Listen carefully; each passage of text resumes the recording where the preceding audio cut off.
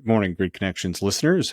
Today we're joined by Bill Ferro, the CTO and co-founder of Paren. Bill brings decades of experience in software and EV innovation, and he's here to share insights into how Paren is revolutionizing EV charging reliability, making EV road tripping easier, increasing the reliability and transparency of EV infrastructure, and the data connecting all of these systems together. If the company sounds familiar, you may have seen in the news that Paren recently acquired frequent guest Lauren McDonald's company EV Adoption. Bill shares with us everything from his early career at IBM, where he worked on transitioning critical systems, to becoming an early EV adopter and advocate. Bill has a wealth of knowledge about the future of electric vehicles and the challenges that come with scaling up charging infrastructure. In this episode, we'll dive deep into Paren's cutting-edge API that aims to ensure EV drivers are always routed to a working, reliable charger, taking into account safety, amenities, and much more. You won't want to miss this conversation about what's next in EV technology and how data can accelerate the adoption of electric vehicles. If you enjoyed today's episode, please share it with at least one other person who you think will appreciate the content as well. And don't forget to leave us a positive review on our podcast page. Your feedback helps us grow and bring you more conversations like this. With that, enjoy.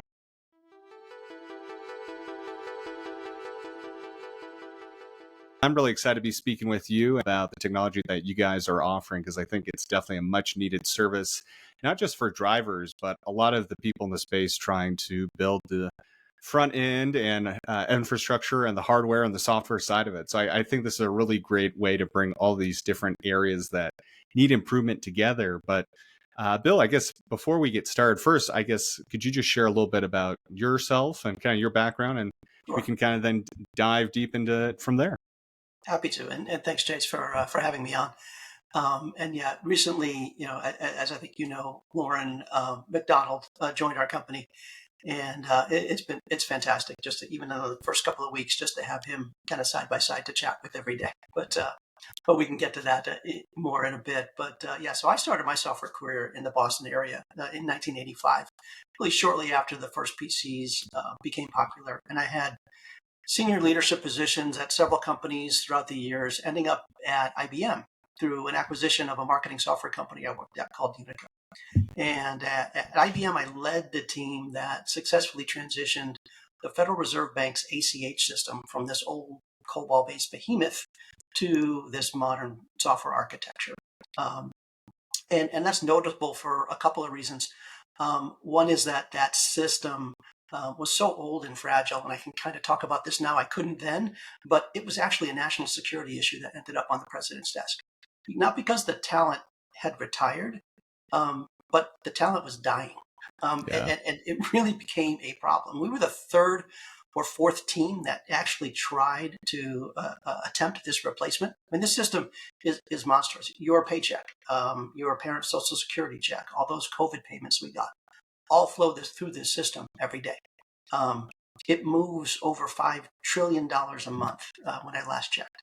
So it's the kind of system that if it ever goes down, it's front page news, and it has major market implications. So, no pressure at all. But that's kind of how I sort of ended my career at IBM after that went live, and after about a year of successfully supporting that. And then along the way, I developed this hobby in 2012. Yeah, that's when I received this postcard in the mail, and it was from BMW, and it said, "Come and drive this all-new electric car for 2 years, closed-end lease." It was called the Active E, and there were only 700 of them that were made and available in the U.S. And 2 years, unlimited miles, be a guinea pig in the EV revolution, and I was hooked. And I got one, and I've been driving EVs ever since. So when I left the corporate world in after 37 years, I wanted to do something in the EV space to kind of build on my passion and this hobby, but I had absolutely no idea what would be next.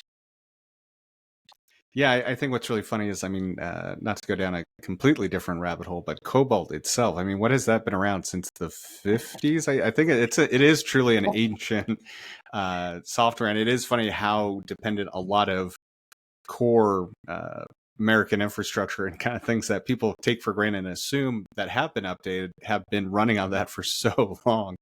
Yeah, there's a ton of stories. There's a book in the making, I'm sure, on that project. It was 4 years of 20-hour days for a long time to making that happen. And it was actually a great team effort. It was a project that won awards internally at IBM for me and my team, as well as has had major market implications. The Fed has been able to expand. They've been able to add new features and products based on actually having modern software to work with. Well, I mean, that unto itself, like you said, could be its own book, but that's really interesting. I didn't realize you had been one of the early users of the Active E either, because that's about the time, I think it was probably around 2011, maybe 2012 in San Francisco. Right. I had been hanging out and I was actually just walking down, kind of, I'm trying to remember where it was, but it was somewhere along the waterfront, and there were just a bunch of these BMWs and little Mini Coopers out, and there's just some people, and I was like, what's going on? And they literally were just letting people just get into the car and Yeah. do a drive around the city. And it just seemed like, oh, this is really cool. This makes so much sense, even though I think the BMW, I think both of them were probably 150 miles range. Oh, But no, no, no, no, no, no, no. More like 100 on a good day. yeah, In the well, fair. Northeast, in the Boston area where I had a 60-mile commute, and there were days where I had 55 miles of range. So um, we got creative. Yeah. Well, like I said, what they said, I completely understand that. I think they said 100, maybe it was like 125, and that was in the Bay Area. Yeah. So you add any temp or anything up or down from there, and yeah, I'm sure it probably would have been closer to that But number easily. that car was a blast to drive. I mean, I literally got pulled over the first day I got the car. Um, Yeah. and it actually was so fast that BMW had to actually bring them in and break them down and fix this spline thing that was part of the rear axle because the force and pressure was so much on the motor driving the rear axle that it was actually too much for the equipment they built. It was a test car. It was Oh, made for sure. it was made to be driven hard and broken. Yeah, that bill from the when I got back after they made that change, it was a $30,000 bill to make that fix in the car. Of course, I paid nothing, but Right. they had to show me what it cost. That's wild. No, and I mean that was what was so interesting to me at that time. I was like, okay, there's definitely room for improvement, but it was such a fun car to drive, and so like, oh, this is just going to happen. That this because it was based on the one I had driven was the one based on the, I guess at the time I think it was called the 1 Series. The 1 Series. And Yep. yeah, and it had kind of the bulge in the front. I mean, it looked like the Yep. M version of a 1 Series or something. It was such a cool looking vehicle. I was like, oh, yeah, this isn't for everyone, but like clearly this is the future, and they're going to start selling these, and it'll take off, and that'll be the end of it. I had And people. that I had wasn't it. people. I had people in traffic jams that would, roll down their window and say, "Well, what is that?" Yeah. And we'd have a chat as we we're inching up to the roadblock. Well, so that's really interesting because yeah, we had a couple other people on previously who had said they had been test drivers of it. I believe Tom Malogny was one, kind of in the Yeah. Northeast as well. Yeah. And Yeah. so you drive this, you Mhm. seem to love it, even with its kind of challenges. What were your thoughts when it kind of came to an end? Did you expect, oh, there'd be another one I could lease or would be available or something? Well, Or we got first dibs on the BMW i3. hmm, And Tom Malogny was kind of our East Coast leader, so we yeah, all yeah, knew Tom.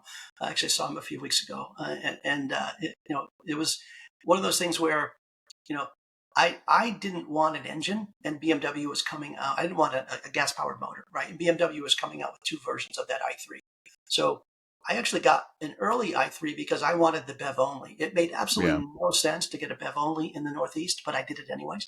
Um, and that had about 120-mile range, and but it was again an absolute blast to drive. I took that one on a track near me. Had other people just kind of lining up to ride with me as I was going around the track just to see what it was like. But that's so I stuck with that for a bit. Couldn't afford a Model S at that time, I kept up with the BMW line for a bit. No, those i3s were a lot of fun, and I think people understandably would kind of see this little crossover thing and just think, oh, it's kind of a city car, which it was, but at the same time, it could still accelerate pretty. It was quite torquey, and just with kind of like the wheels and everything on it, it was such a fun little car to drive, especially on some twisty turns. So you get the i3, and obviously now at this point you're pretty sold on electric vehicles and that whole kind of experience. But what leads you to kind of continue following it and getting into actually maybe not so much a hobby, but now actually wanting to be a part of it and have influence over kind of electric vehicle success professionally? Yeah. So, like I said, I left IBM after that project was done. Didn't think there was much more to do there, and just sort of started with a blank sheet of paper. And I started doing research on fleet electrification. Um, it's still a passion of mine. How are we going to electrify all of the, especially small fleets that are floating around, either for HVAC and roofing companies and lawn care companies. That eventually has got to get electrified. How's that going to work? So during that research in early 2022, when I was studying the EV charging infrastructure at the time, reliability became a big problem, right? Twitter was bursting with people saying chargers were broken and they had bad charging experiences.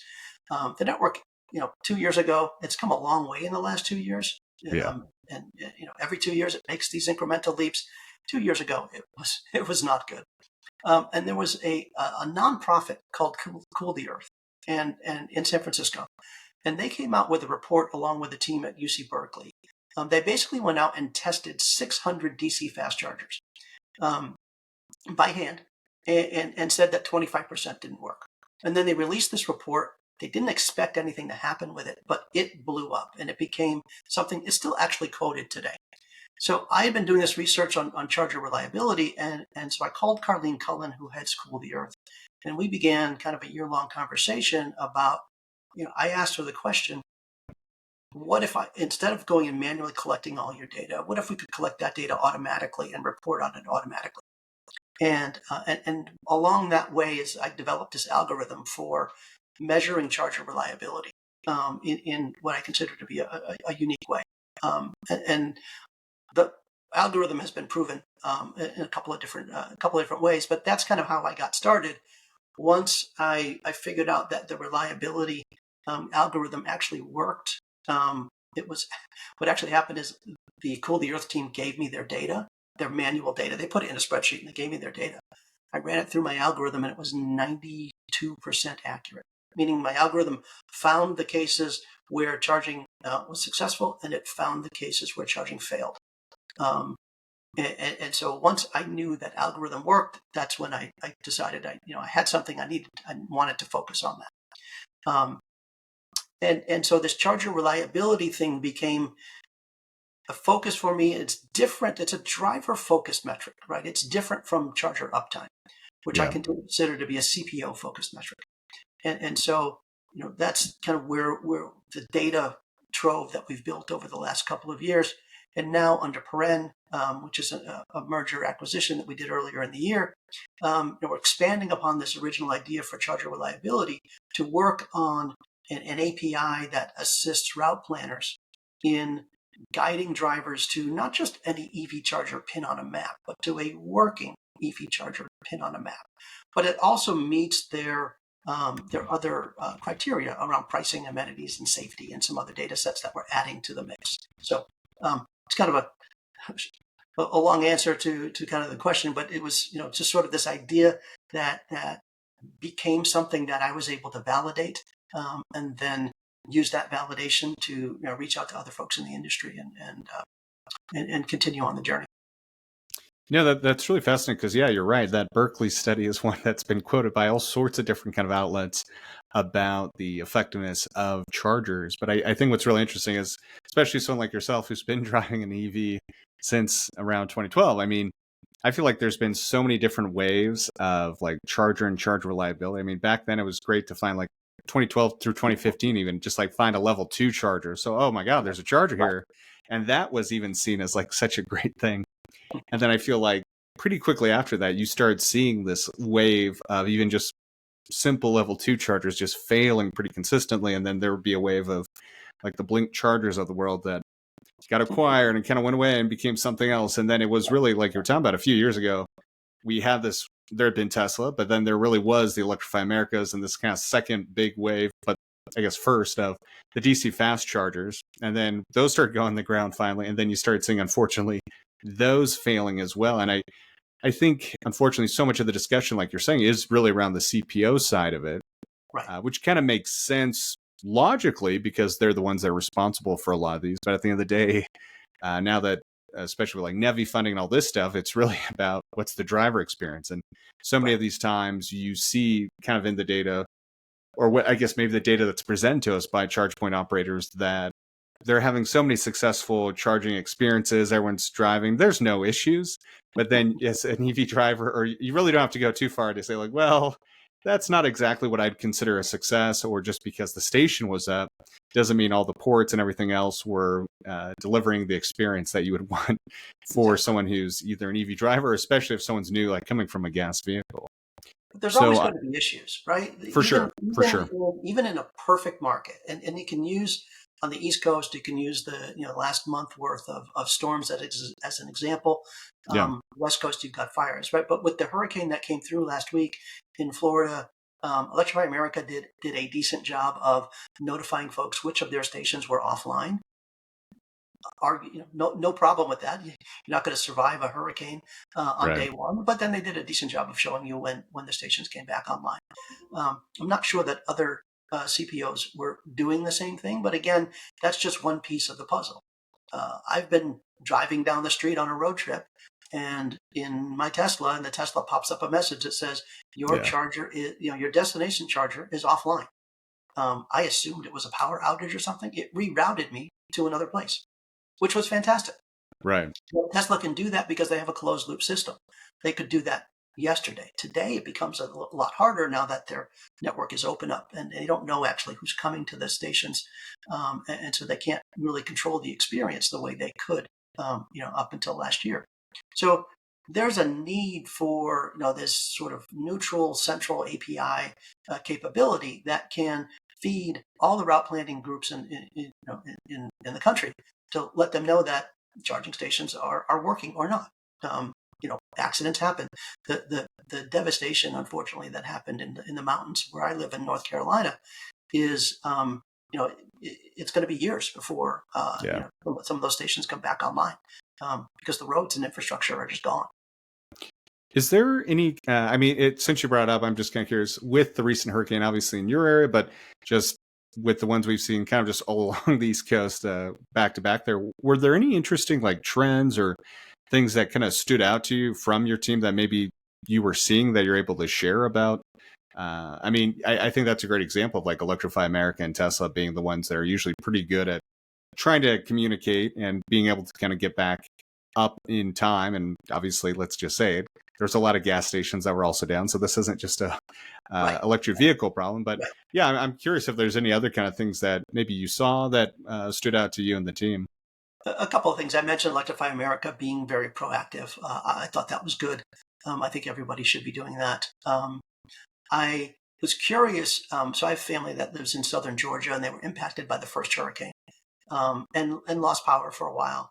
And so I know there's a supercharger down in that area. So I was kind of following it to see how long it was going to be offline for, and whether my sister, who lives about a mile away, was she going to get power first, or were they? And so it became a little game, right? Yeah. And of course the supercharger got power first, but it's in the industrial area, so it makes the most sense. But the you could tell that there was a focus on getting the infrastructure back up, and even in North Carolina, similarly, there were some posts that were done on the state of charging in the mountain region, as well as posts on LinkedIn, as well as just some of the data that we were tracking.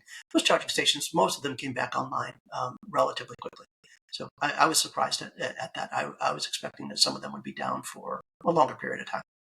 Well, that's great to hear.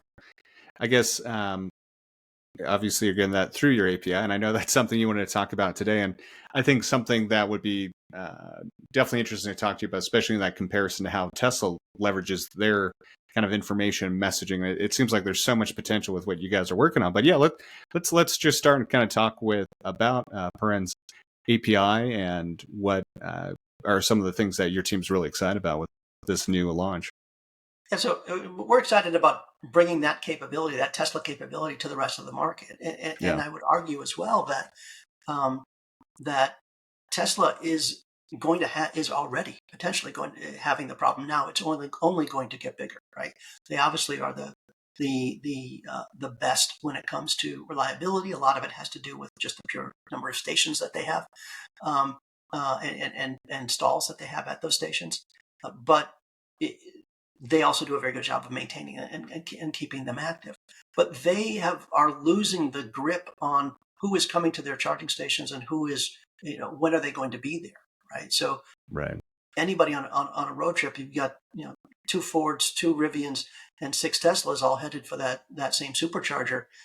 Tesla would have rerouted some of them in the past, and now they won't. So it's as much about availability as it is about reliability as well. And stuff happens, right? Power outages happen. Yeah. In the middle of road trips, it can't be stopped, and it doesn't happen to just superchargers. It happens on an every network. We've seen, especially in the West, right? We've seen cable cutting being an issue.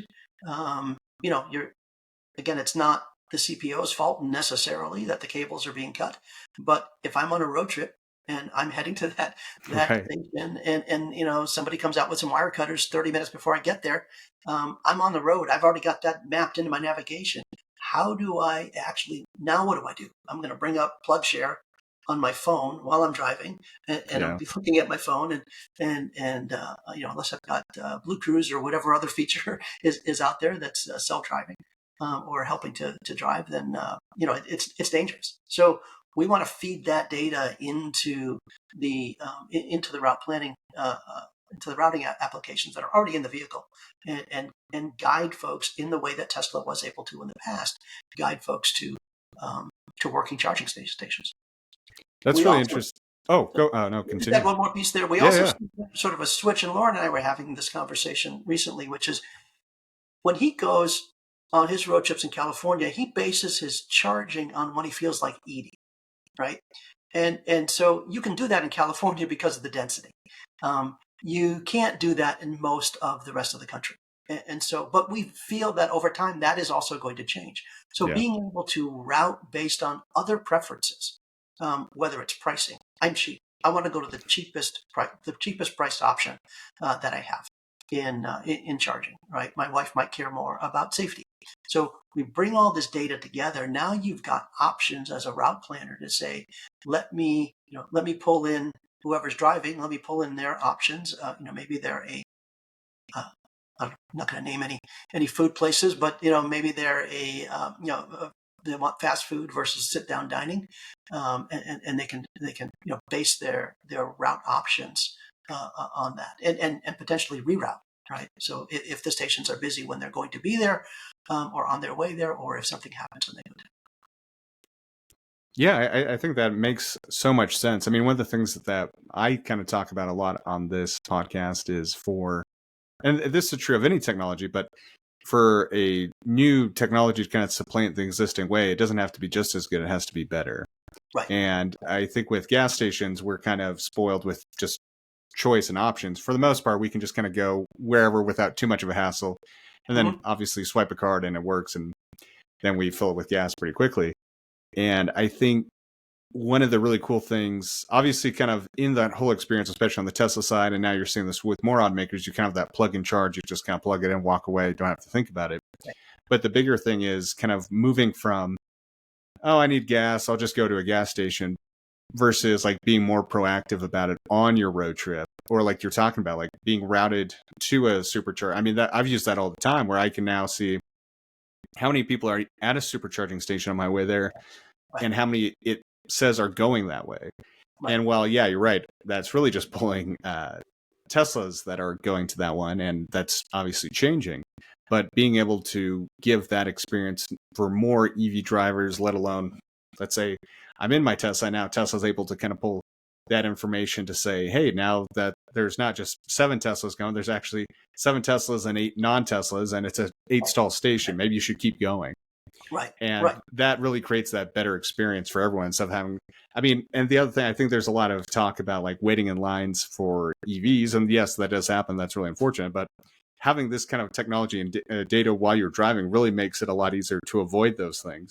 And I was Exactly. able to do something similar over the recent, I guess it wasn't that recent, but over Labor Day weekend, I was driving a few hours and saw one of the ones I planned to was just loaded. So I went to the next one and was able to kind of dodge all of this weight. And at the same time, in my gas car, I think it's interesting you bring up the cost part of it too, because I would go to Costco and that was the cheapest. And I never really complained Right. about waiting 20 minutes in this massive line to even just get gas. And now Right. you can kind Right. of actively find a cheaper one or quicker one or try and do both with this present to the driver, which I think is such a great opportunity. Right. And we envision sort of in the future, I envision when I pull up to the stoplight in my neighborhood, right, and I look left and I look right, and I see, two different gas stations. I'm in, and I see the prices on the sign. I'm envisioning that, and we see this in Europe already. That you're going to see, some kilowatt price. Hopefully, it's still Right. under $1, um, and you'd be able to kind of look left or right based on both utilization, is it busy, as well as price.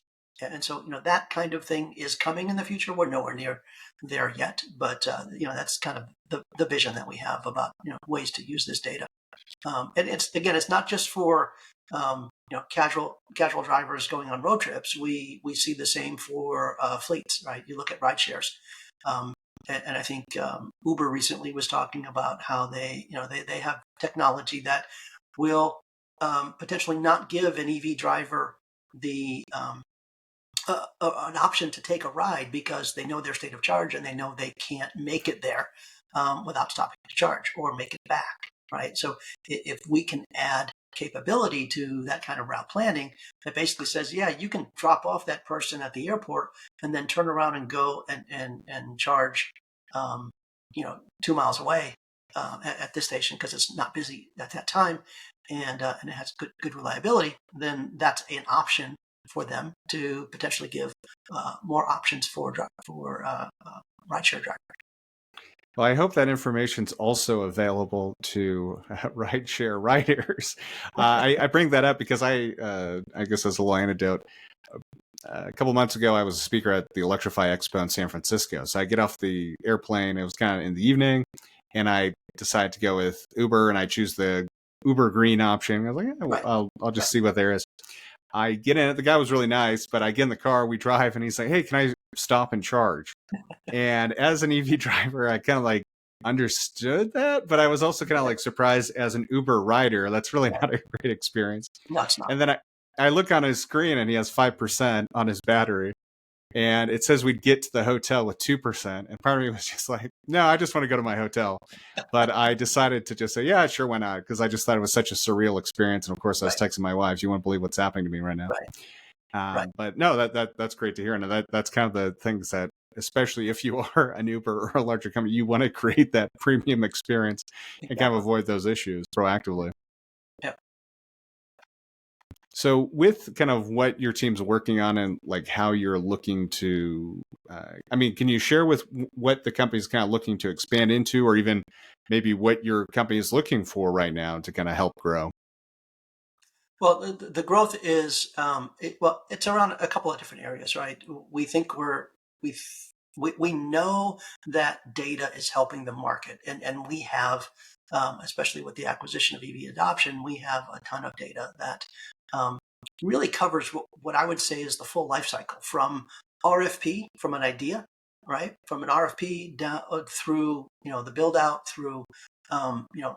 Uh, essentially post-deployment utilization and reliability, right? So it's kind of this loop that we've created, and we see data being a really important factor into the growth in EV charging, right? So the kind of thing that we're looking to do is expand upon our data sets as well as expand upon our customers using that data while we build out the APIs and add to those data sets so that we can improve the driving experience. But we know that I think some of the growth that we've seen in EV charging, there's stations now that are at or approaching profitability. because they were sited well. And why were they Yeah. sited well? Really good data was used to site them. And so that raises up, the profitability, which raises up everyone's hopes that, hey, we can Right. build out these systems and make money off of them. And so it takes data to do that. And I really think that that's one of the key things that's been helping here, right? And we were talking earlier about, there's range anxiety. There was range anxiety, I would say, and now there's, charger anxiety. And I would say, the OEMs have built better cars to help eliminate range anxiety. It's not completely out of the picture. There are use cases that don't work, but they've done a fantastic job both with new vehicles and improvements on existing ones. We want to eliminate that charger anxiety, right? So that's kind of the tool set that we're building out. So that's any fleet routing application. And there are dozens of them out there that are looking to improve that experience. So those are the kinds of folks that we're either talking to or looking to talk to about how we can improve their driver experience. Yeah, I mean, I think there's a lot of really cool, and that was part of the reason I'm so excited to talk with you guys today. But I think what's really interesting is I think the way your team is going about it is definitely probably one of the more advanced ones, but there are others that have kind of been the space approaching the data and charger reliability. But what's really interesting, I think that you're providing is now with kind of the API side of it too, it's kind of the full life cycle. So Right. you have a really good understanding of what makes really effective sites to put the chargers at to hopefully increase that uptime, to increase that profitability so they stay open and they stay reliable. But then And, also kind of and working maintained. on, oh, I'm sorry. And maintained. Yeah, exactly, exactly. And then you have the charge point operator. So there's kind of the charge point operator side for the hardware, the planning, and then also the software to making sure that they stay reliable and they have kind of accurate planning looking forward. But then there's also the driver side and having that kind of information when it comes to what their experience is going on in EV road trip and kind of planning what that's like. I'm curious, talking about kind of site planning, are there any interesting trends? I mean, I feel like probably the obvious ones would be for ones that are effective are on interstates really close to the highway or something. So they're easy and active for drivers to kind of get off and on the highway and have probably a higher usage than having to drive further off the interstate. But I'm just kind of curious if there's anything that your team has noticed that you can kind of share of what makes an effective site for fast charging. Yeah. So there's certainly having them placed in the NEVI corridors of Yeah. well-populated areas is going to instantly make for a uh, a good charging experience, right? And a decent station to own and operate. Um, there's more than that though, because there's been a lot of chat recently about just the effect of rideshare drivers on the overall charging aspect, right? Right. EVgo has said 25% of their chargers are now from rideshare drivers. Wow. So the rideshare drivers don't need the stations in the highways, in the highway corridors. They need them in generally either where they live Right. or where they or generally where they're driving a lot around, and typically that's in the outskirts of cities or inside the cities. And so we did a couple of things, studies recently. One is we were looking at Texas, and we saw the utilization rate in the state of Texas went up. And so we narrowed it down to three or four. It was four well-placed EV charging stations that like immediately went from 0 to 60. Right? They just Wow. went, Yeah. they just became really busy, really fast. And they rose the whole state from a usability standpoint, reliability and usability standpoint. And they were well placed around the outskirts of Dallas, the outskirts of I think Houston, San Antonio, and I think Houston may have had two. Um, so, and that I believe those were data based deployments, right? Put them where you know they're going to be, and those stations are in use. They're not in use 24 hours a day, like all the time, but if you go there at 2 or 3 o'clock in the morning, um, they're very heavily used. And just Yeah. like there are very heavily used stations in the LA and San Francisco areas, where, of course, EV rideshare drivers are more popular. But as that becomes an avenue um, for building more profitable stations. I think there was something recently with what's it, Revel in New York is opening up uh, one of their stations to rideshare drivers. Um, and so it just makes sense to put them where the drivers are going to be. Yeah, that's kind of an interesting topic around rideshare drivers who use EVs too, because one of the things, obviously, there's kind of some news and media about it in the past winter, where it turned out a lot of these stations are kind of being overrun. Were just mostly a lot of the time it was kind of rideshare drivers using the stations. But one of the things I've kind of proposed is you look at actually combustion vehicles, and for a lot of large fleet operators and stuff, there's kind of like what is it, Pacific Gas, or there are commercial specific gas station operators. So whether Exactly. you're anything from a police car to a taxi to even a large semi would pull into this specifically refuel versus like using one of the gas stations that most regular people would use. And I'm kind of curious, do you to me it seems like there's a pretty large business opportunity for you guys at least to go to the Ubers of the world and these other kind of commercial companies that would have these fleet needs and kind of propose a commercial specific charging station location. It sounds like maybe that is already happening, like with this case in Texas, but I'm Mhm. curious if that's something that you're seeing more of. Um, it's not something that we're necessarily seeing more of, but there are definitely some ideas that we've had in this space, right? And certainly, if the public charging infrastructure isn't it is overused to the point where your business can't be satisfied, then it may make sense Right. to put private infrastructure in place. Um, there's one location in San Francisco. It's near the Transamerica Tower, and I've got that right. And it's a Waymo charging station. It's Oh interesting yeah. because um, there are, I think, 8 chargers behind the fence and 3 or 4 chargers in front of the fence.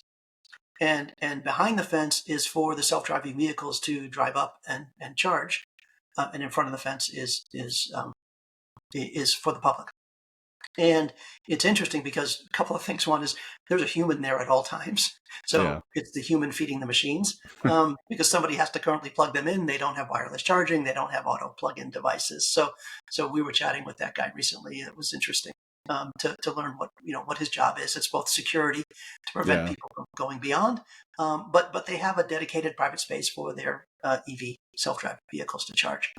That makes sense in their cases, and it may make sense inner city as well for a lot of these rideshare companies to set up shop, something similar to that. They're using them already. Rely on them to help pay for the infrastructure. So I think that kind of idea is going to become more and more. But again, it's more infrastructure. Yeah. Finding a place to do this becomes challenging. Well, I think, yeah, I mean, the whole conversation around autonomy, obviously Tesla just had their big thing recently, but yeah, it does seem like there's so much opportunity, and then the charging needs of what that looks like and where that would be is a whole different experience and kind of commercial layout. Yep. I guess to maybe keep it focused more on drivers right now, what do you think are some of the things that you're most excited by with kind of what you guys are working on right now that you think it sounds like a big part is reliability, but I'm just kind of curious to hear what are some of the things you're most excited that your technology will kind of help improve for the average EV driver that might be listening to this today.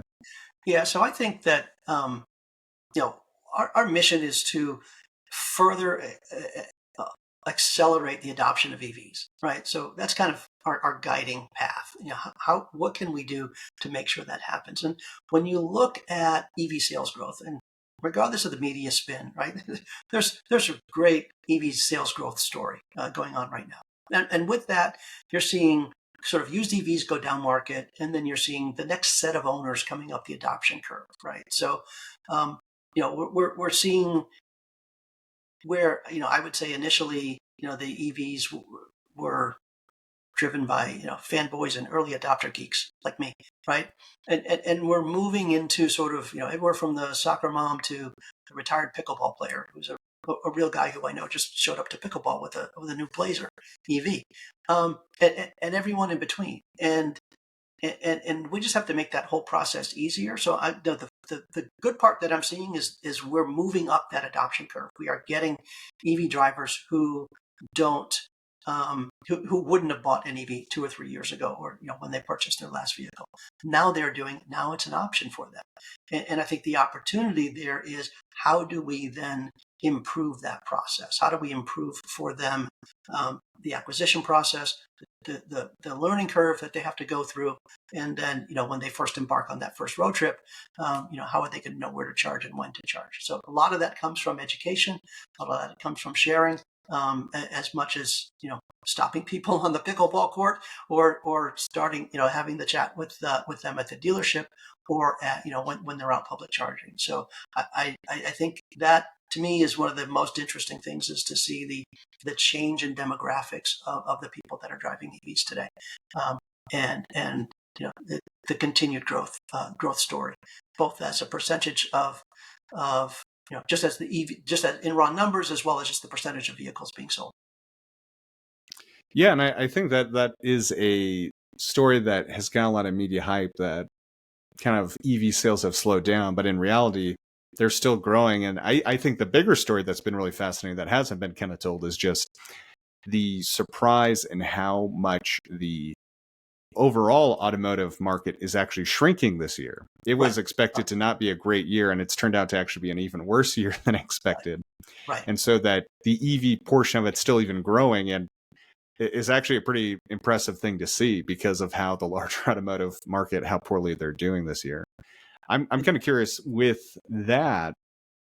We've been talking about, like, for the person who has the EV, are there things that you're already seeing as far as potential for, like, in dealerships, or other kind of things that OEMs could leverage with what you're kind of seeing in trends, to actually make it easier for someone, or to kind of help convince those not necessarily skeptical, but maybe curious about EVs, as to what I think the probably most famous quote, or kind of data point that everyone always refers to, is like 80% of drives are 40 miles or less a day. Exactly. And I'm sure that's probably what you're seeing more of already. But if there's any other kind of things like that you think would help get people who are curious about EVs across the line, to see how easy it is to kind of get into one. Well, I think one thing that happened just yesterday, actually, is we study data new data comes in on a regular basis, and new things happen. So we noticed yesterday that Ford Charge did a data dump of all their chargers into the government's AFDC database. And that's really one of the places that we go to get some information.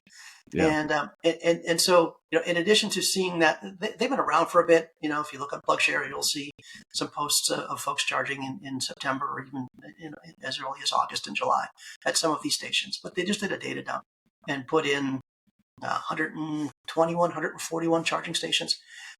So to me, having that experience at the dealership can help to sell the car, because you can literally just now have the customer walk over and have their first fast charging experience right at the delership. Right. And I think That's a good point. That's a phenomenal thing. Now, if we can just get the dealers to stop parking their ICE cars in those parking spots, that would be great. But talk about finding the best location.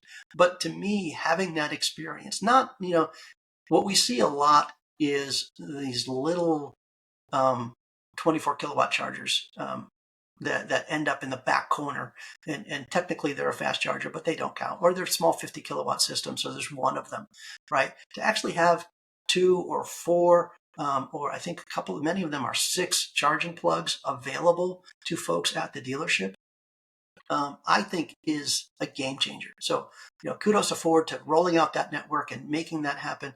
I think that's going to help sell folks on EVs, because they don't understand the new way of charge, right? New way of fueling, rather. I know you've had Matt Teskey on the podcast before. He's a big promoter, big fan of the work that he's doing in trying to promote how to make the change from one fueling system to another, and to be able to show them, I think, is fantastic. Yeah, that's a really good point about just even if they don't plug into it, just to know. Sometimes I think a lot of people forget that it's such a new space for most people, especially for the ones that are kind of coming to this that are, like you said, the later adopters in the buying curve, that sometimes they don't even know what the charge of DC fast charging looks like, or the difference between a level 2 or a fast charger. And so having that kind of example to see not only in person, but actually be able to use if they need to, is a pretty big thing to have kind of in that full ecosystem of getting into an EV and experiencing it. Right. Exactly. I'm kind of curious with what you're seeing. I mean, it's funny you mentioned those kind of like in between, I don't know, anything, you're right, from like 25, really anything 100 kilowatts DC or so under 100 kilowatts DC. Right. I feel like whenever I've had to use those are usually the most unreliable. They're the biggest pain in the butt to get started if they do even work. Yeah. And it really is the ones that I would say kind of create the most unpleasant charging experience as an EV driver.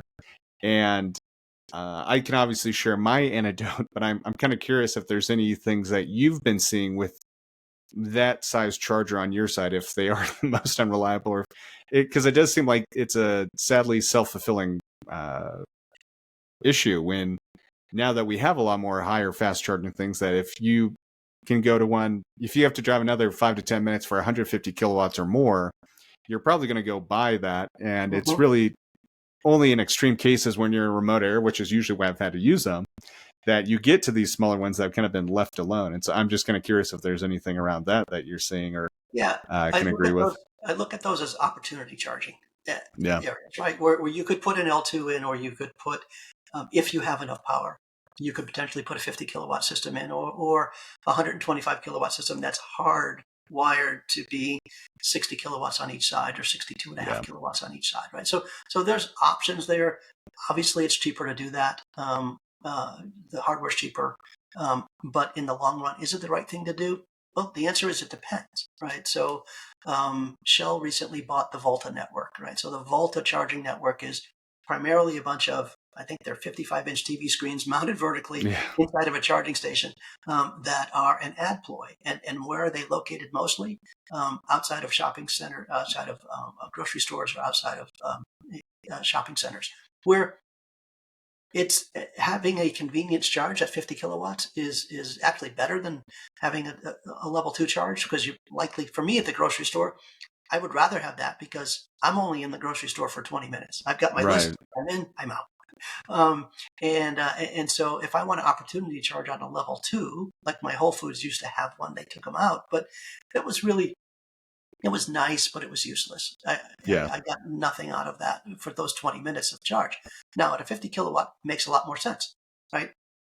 It's not something I'm going to charge to 100% at, but it's something I'm going to opportunity charge. So I think there's room for all of this equipment in various areas where it makes sense. Well, it's interesting you kind of bring up the Volta ones because, I think what's unique about, maybe not unique about them, but one of the things that AF focused on was, they're not going to be always the fastest chargers, but they're in high visibility and high usage or high traveled areas. So that's kind of led to them being high usage. And I completely agree with you. That makes a lot of sense, especially when you're kind of working on that anywhere from 15 to maybe 45-minute range at the most for like shopping. And I think, that's spot on. It's just generally like when you go, at least in my experience, I'm like on my way to a national park or something that's a lot more in a more of a remote area. And so you don't always have that kind of consistent usage. And so it's more infrequent and kind of leads to that. But no, I completely agree with you. Those are kind of the perfect use cases. And I think have a really large secondary benefit, which is, once again, it's in front of people. People are walking by it. They're seeing it, that these things are out there. They exist. And so it has a really positive impact in addition to just being high usage. And again, I think experience kind of over time has led site hosts to understand now, and hopefully sales teams selling the equipment to understand now the better solution, right? Putting an L2 outside of that Whole Foods was not the best solution. Right. But putting an L2, and Rivian's done this quite a bit, right? Putting an L2 at a trailhead where you're going to be, right. hiking a trail. You're going to be there for probably an hour or two at least. Yeah. makes absolute perfect sense, right? And so let's put the best equipment for the job rather than just sell it, right? So Yeah. the government recently had this thing about a year ago that they called was it the RAA? I forget exactly what it stood for, but it was basically giving $1 billion or more to folks to fix existing charging stations that were listed as temporarily unavailable. So you're basically paying people to go fix the problems that they created in the first place, Right. paying companies who sold the equipment, never maintained it, to go fix and replace um, the chargers in the first place. I have continue to have a lot of problems with that program, For but sure. they've got a plan. They're rolling it out, and we'll see what comes of it. But yeah, I think having the right tool for the job is just as important.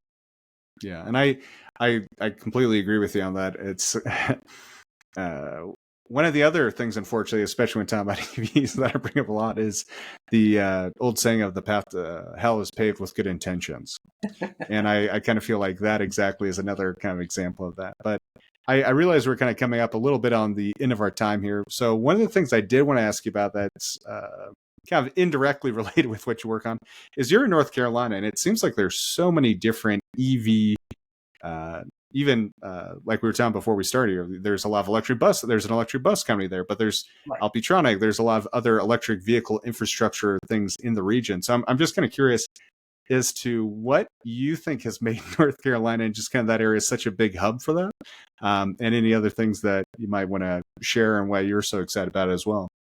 Yeah, so I moved down here about a little over 6 years ago now, I think, as part of this IBM team that was trying to help the Federal Reserve Bank. Um, and what I found here is over the last 6 years is there is a growing community of understanding around how EVs work and infrastructure. But really, I think more broadly, the state has friendly business rules. The state government has really good climate policies. The climate itself is temperate. Um, it's not Florida. We thought we were hurricane proof up until about a few Yeah. weeks ago. But Well, I was laughing, not to cut you off there, but because I have very low tolerance for humidity. And unfortunately, like, yeah, I've been to Florida. I love Florida, but way too humid for me. And then to kind of hear the comparison, I was like, yeah, that part's still too humid for me. But yeah, it seems like such a beautiful area. I've always wanted to visit more. yes, and yeah, but you can always, like, 10 months out of the year, you cut the humidity with a knife there. Yeah, So I think that temperate climate. I think also there's great public and private universities, both in the Raleigh area. Charlotte draws from Clemson, which is to the south, and South Carolina, which is Columbia, which is not far away. So there's this atmosphere, right? That reminds me a lot of the kind of the early days in the 80s and 90s in Boston.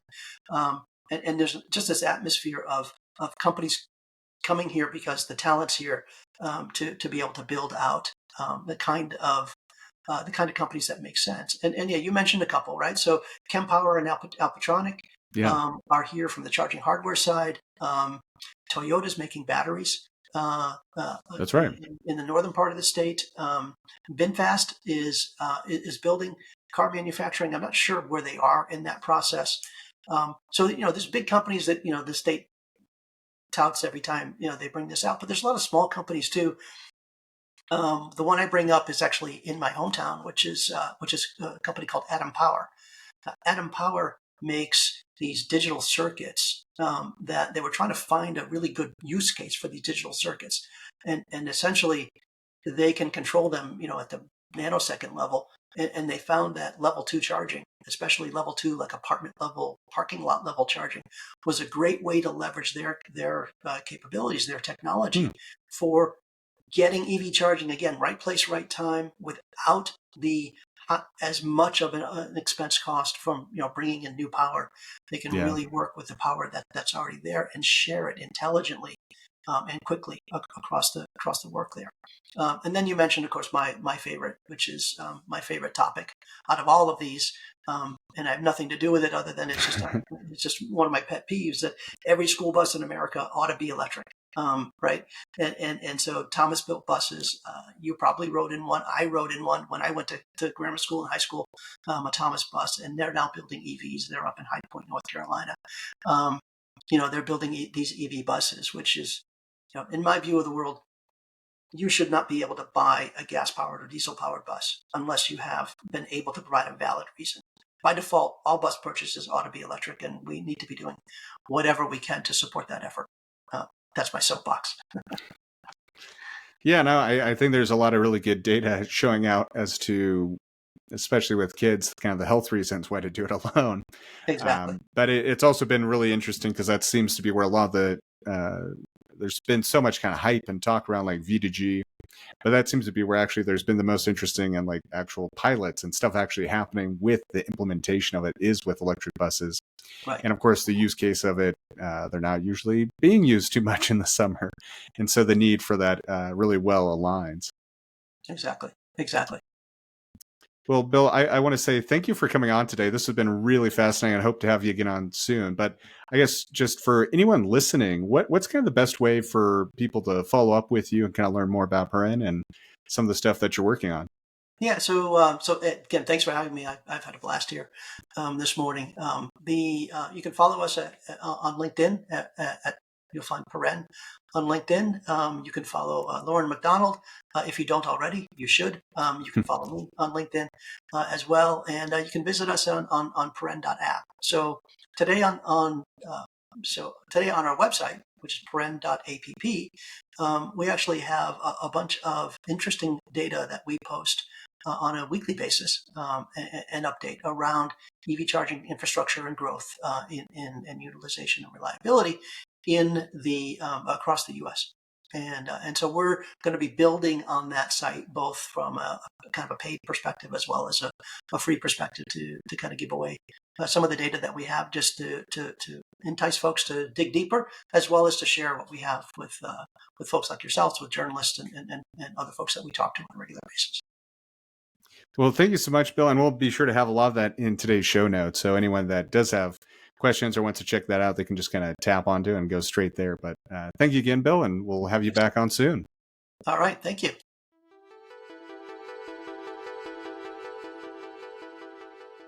Thanks for tuning in to today's episode of Grid Connections. We hope you enjoyed our conversation with Bill Ferro, CTO and co-founder of Paren, and gained valuable insights into how Paren is tackling the challenges of EV charging reliability and transparency with making these systems more accessible to everyone. Bill's deep experience in both the software world and the EV industry highlights the critical role data plays in shaping the future of electric vehicle infrastructure. If you found this episode informative, be sure to share it with someone who might enjoy it as well, and leave us a positive review on our podcast page. Your support helps us continue to bring you these important discussions to the forefront. Thanks again for listening, and until next week, this is the Grid Connections podcast signing off.